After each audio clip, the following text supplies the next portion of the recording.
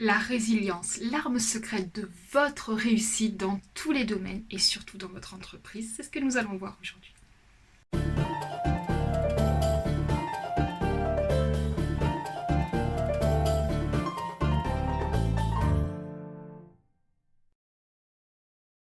Si vous ne me connaissez pas, je suis Izzy Catala, je suis consultante en personal branding et en automatisation digitale.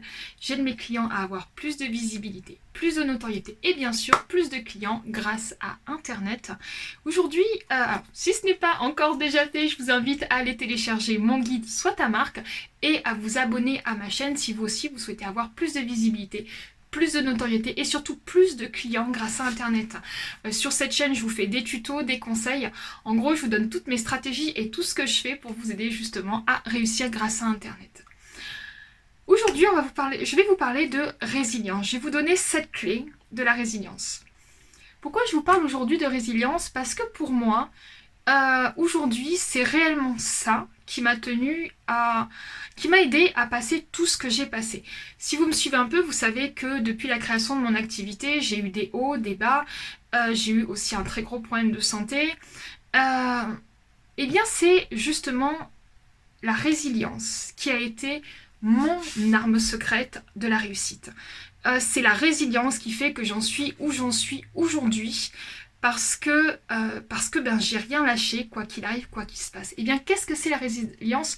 Je vais vous donner une petite explication vraiment, vraiment très courte.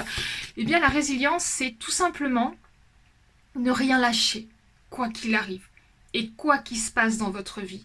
Être toujours focalisé sur votre objectif, garder un rythme de vie et une hygiène de vie zen, c'est pour ça que je vous ai mis les petites fleurs aujourd'hui, garder un rythme de vie et une hygiène de vie qui va vous protéger pour ne jamais lâcher votre objectif et y arriver, atteindre votre objectif et tous vos objectifs dans les 8 axes de votre vie.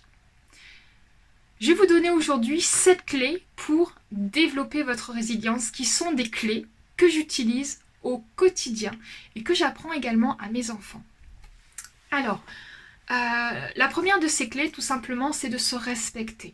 On est tellement pris dans le monde, dans tout ce qui se passe à droite et à gauche, qu'on finit complètement par s'oublier et à se passer après.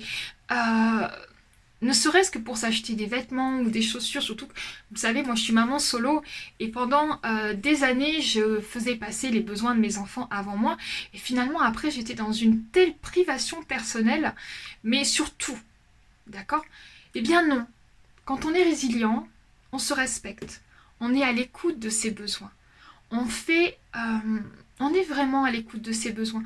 Vous l'avez peut-être vu, la semaine dernière, j'étais un petit peu fatiguée, depuis quelques semaines, avec tout ce qui s'est passé au niveau du corona, de mes clients, de ma famille, puisque j'ai mon parrain qui a été touché et j'aime mon parrain au plus possible. Et ma tante aussi, donc mon parrain et ma tante ont été touchés. Ça a été pour moi vraiment assez dur à vivre, plus ma grand-mère qui est en EHPAD, qu'on n'a pas pu aller voir. Et lorsqu'en fait le confinement a été levé, eh bien j'ai senti que c'était dur pour moi, qu'il y avait quelque chose qui bloquait. Et bien tout simplement j'ai décidé de me respecter. J'ai pris 24 heures que pour moi. Et je suis partie en laissant mes enfants. J'étais pas loin, hein. J'étais à 15 km. Mais je me suis enfermée dans une villa que j'ai louée du côté de... C'est pas moi qui l'ai louée en plus, c'est pas moi qui l'ai réservée. Mais donc voilà, on est allé s'enfermer dans une petite villa juste pour se détendre, juste pour penser à autre chose, juste pour me recentrer sur moi, d'accord? Et vraiment, c'était une villa magnifique, hein, avec piscine à l'intérieur et tout. Mais je me suis pas sentie coupable de laisser mes enfants. Je me suis pas sentie coupable d'utiliser un certain budget pour pouvoir aller là-bas, parce que c'est une belle villa, hein, donc ça coûte, le fait d'y aller, le fait d'acheter de la nourriture, le fait de se faire plaisir, ça coûte. Et je sais qu'en fonction des différents budgets, ça coûte encore plus. Mais je me suis respectée, je me suis passée avant. Et c'est ce que vous devez faire. Vous devez vous respecter et vous passer avant. Parce que si vous n'êtes pas bien, si vous n'y arrivez pas, vous ne pourrez pas gérer les autres. Et c'est comme ça qu'on arrive à un burn-out. C'est comme ça qu'on finit par fermer sa société et reprendre un travail de salarié. Et vous, mesdames, si vous êtes mère de famille célibataire, c'est encore plus votre cas. Parce que vous allez avoir toute la famille, tous les amis et l'ex-conjoint qui va vous dire « Oui, mais attention, tu fais pas ceci, tu fais pas cela. » Stop. Respectez-vous. Vous avez besoin d'être en équilibre avec vous-même. La première chose, vraiment, pour être résilient, c'est se respecter. La deuxième chose, quand on est résilient et que je vais vous conseiller, c'est d'avoir une conduite impeccable. Lorsqu'on est entouré de personnes qui ne sont pas forcément agréables, on va avoir des conversations négatives pour juste entrer en connexion avec les autres. On va peut-être avoir des comportements qui ne sont pas agréables. On va... Non, non, non. La résilience, c'est pas ça. Choisissez votre ligne de conduite et respectez-la. Moi, je suis quelqu'un qui aime beaucoup vivre dans la douceur, qui aime que les choses se fassent bien, que je déteste les conflits, même avec mes enfants. Je veux dire, si je vois qu'il y en a une qui s'énerve un petit peu, hop, je dis excuse-moi ma chérie, je n'apprécie pas la façon dont tu parles là, je préfère aller dans ma chambre et on en discutera tout à l'heure. Je vous assure, hein, mes filles détestent ça. Mais c'est pour moi, je me protège. Et sous prétexte qu'une personne a envie d'entrer en conflit avec vous, ça va détruire votre équilibre. Ça va... Après, vous allez vous en vouloir. Donc, protégez-vous, ayez une conduite impeccable, refusez les conflits, refusez les divergences d'opinion, fuyez les personnes qui sont pas comme vous, qui vont justement vous emmener vers certaines choses négatives. Plus vous allez évoluer vers le développement personnel, plus vous allez évoluer financièrement pour votre entreprise, plus vous avez besoin de garder cet équilibre. Vous ne pouvez pas vous permettre de ne pas travailler une matinée sous prétexte qu'une personne vous a contrarié, que vous êtes énervé, que vous avez perdu votre créativité. Ce n'est pas possible. On parle de réussite d'entreprise. Le réussite d'entreprise, c'est un effort constant, tous les jours, même le week-end. Le week-end, vous allez peut-être vous occuper de vos enfants, mais votre esprit va quand même y penser. Donc, vous devez avoir une conduite impeccable, tout le temps alignée avec qui vous êtes et ce que vous voulez faire. La troisième chose, c'est regarder et analyser. Comme je vous le disais juste il y a quelques secondes, lorsque vous allez faire évoluer votre entreprise, lorsque vous allez rencontrer de nouvelles personnes, de nouveaux clients, gagner de l'argent, peut-être vous déplacer, vous allez avoir des choses qui vont se passer autour de vous, chez les gens. Chez votre famille, chez vos enfants, peut-être même chez votre conjoint. Eh bien, regardez et analysez. Regardez si ces gens ont un comportement adéquat avec vous. Regardez si ces gens sont agréables avec vous. Regardez, analysez et ensuite prenez des décisions. Pour ma part, il y a des gens au début de mon activité que je voyais énormément, que j'ai pris la décision de moins voir certaines personnes. Je ne suis pas fâchée avec, hein, absolument pas, moi je suis fâchée avec personne, mais il y a des gens que je vois moins. Pourquoi ? Parce que les conversations que j'ai quand je suis avec ces gens-là ne m'emmènent pas, ne me font pas évoluer. Passer toute une soirée avec des gens que j'aime beaucoup, pour parler du patron qui a fait quelque chose qui ne va pas, pour parler d'une collègue ou de quelque chose qui ne va pas constamment. Une fois, bien sûr, on a le droit d'avoir des coups de bas et vos amis aussi, et vous devez être présent pour eux. Mais quand c'est répétitif, regardez et analysez votre entourage, fuyez les personnes qui déséquilibrent votre vie, qui déséquilibrent.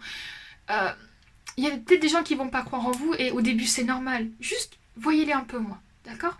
Analysez. Regardez, mettez en application, écartez-vous un petit peu. Entourez-vous de personnes qui sont beaucoup mieux. Vous savez, il y a quelque chose, j'en ai déjà parlé, il faudrait que je fasse une vidéo entière là-dessus. Il y a une période qui s'appelle la nuit sombre de l'âme. La nuit sombre de l'âme, c'est quand vous êtes à un moment de votre vie et vous voulez aller à un autre endroit de votre vie, d'accord ? À ce moment-là, au début de ce moment de votre vie, bien vous n'avez pas encore la vie, l'argent et les amis que vous devrez avoir quand vous êtes au bout de votre projet, d'accord ?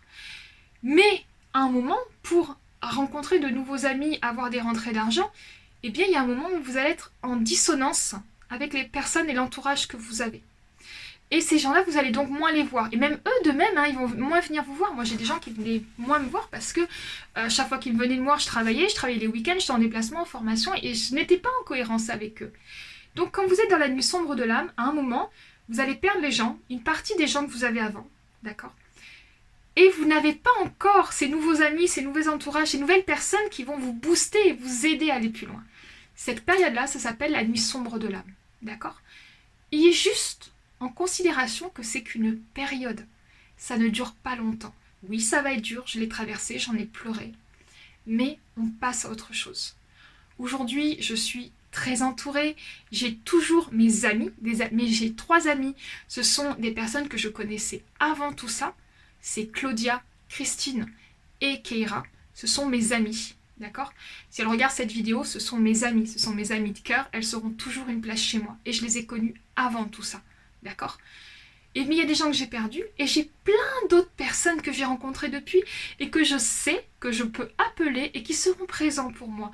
Et j'en ai même beaucoup plus qu'avant parce que ce sont des gens qui ont eux aussi réussi, eux aussi évolué, qui savent ce que c'est des difficultés de créateurs d'entreprise en étant maman solo et autres.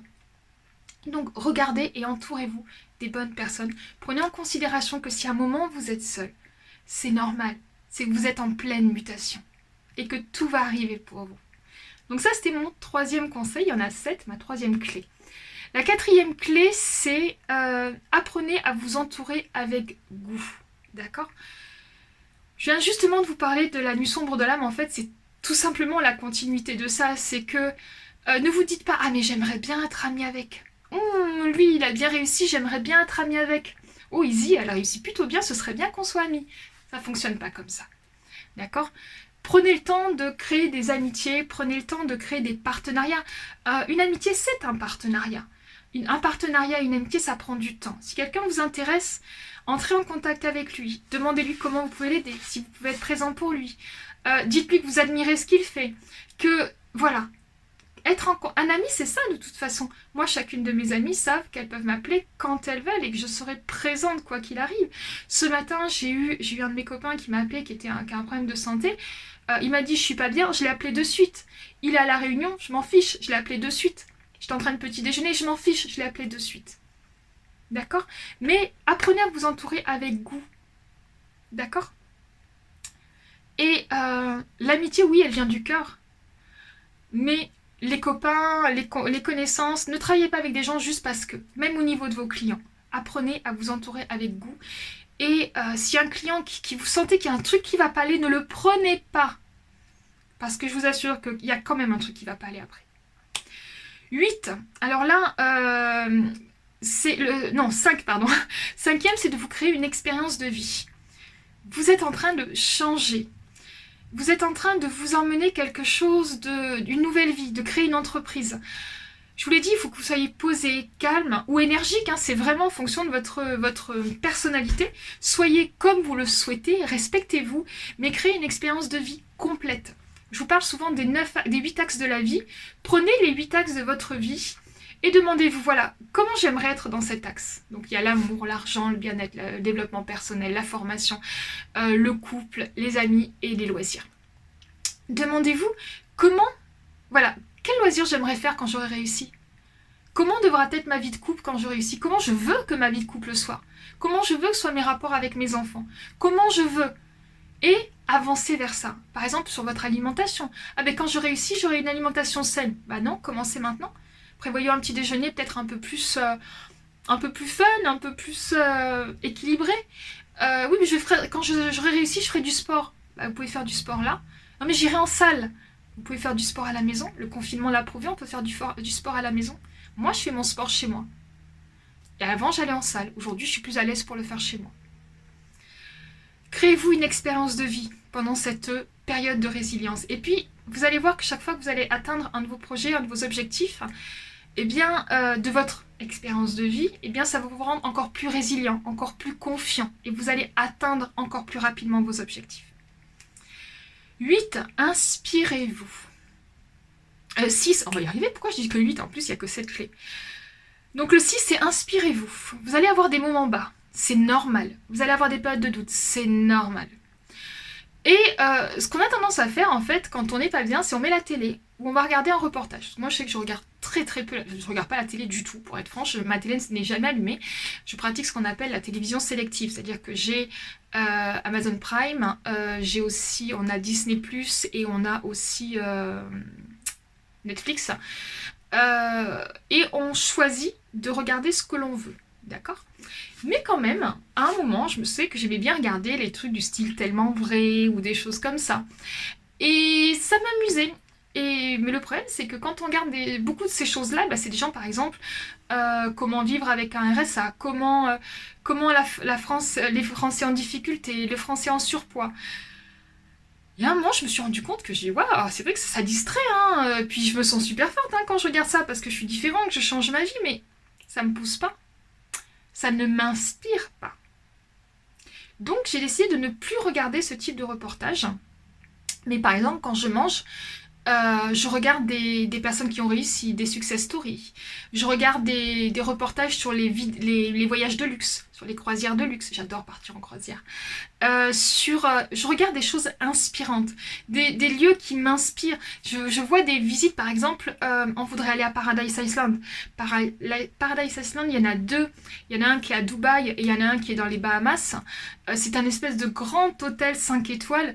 Et combien de fois on regarde des reportages dessus, et notamment il y a un tunnel pour glisser qui passe dans avec des requins. Donc vous nagez en fait avec des requins. Et ça, c'est quelque chose que mes filles aimeraient faire. Donc on regarde ça ensemble et on se visualise. Moi, je suis claustro, je le ferai pas, hein. Mais voilà, on se visualise dans des beaux endroits, des endroits de luxe, des endroits exceptionnels. Et plutôt que de regarder les choses pourries ou des choses comme ça, où je regarde les success stories, des gens qui ont acheté plusieurs appartements, qui sont partis de rien. Et voilà. Donc je cherche à être inspirée quotidiennement. Quand j'ai un coup de mou, je parle bien d'un coup de mou, hein, pas quand j'ai envie de faire une pause ou autre. Quand j'ai un coup de mou, je vais chercher ce type de vidéos inspirantes. Je vais regarder des gens qui m'inspirent, des gens que je suis, des gens qui ont réussi. Et ça me... Purée, je me dis, s'il y est arrivé, je peux y arriver. Je ne sais pas si vous connaissez Martin Latulippe. Alors Martin Latulippe, c'est quelqu'un qui a beaucoup de succès, qui raconte plein de choses, etc. Bon, c'est très bien. Hein. Mais moi, il y a une chose qu'il a dit. Et ça, c'est resté ancré en moi, comme une espèce de force ou d'inspiration. À un moment, il expliquait que lorsque sa femme était enceinte de leur deuxième enfant, ils ont tout perdu. Ils ont été obligés de vendre leur maison, ils ont tout perdu, il n'y avait plus d'entrée d'argent. Et il est allé ramasser des balles de golf. Alors que lui, il avait commencé déjà à bien réussir. Il a dû aller dans un terrain de golf, et pendant 3 mois, il est allé ramasser des balles de golf. Et ça, vous allez me dire, mais c'est quoi cette histoire? Ben oui. Il a décidé de mettre un pas en arrière en allant ramasser des balles de golf. Et ensuite, il a fait ça pendant 3 mois avant de pouvoir repartir, de pouvoir redévelopper son activité. Ça veut dire qu'aussi, il y a des coups bas chez les stars. Les stars. Enfin, une star, c'est pas un chanteur. Hein. Mais je sais que Martin a longtemps été un modèle pour moi. Aujourd'hui, il ne l'est plus parce que je cherche d'autres personnes avec lesquelles je me retrouve plus. Mais cette histoire, en fait, m'a montré qu'en fait, c'était difficile. Que je devais m'accrocher à mes rêves. Quoi qu'il arrive, quoi qu'il se passe, continuer à m'accrocher à mes rêves. Tout simplement. La septième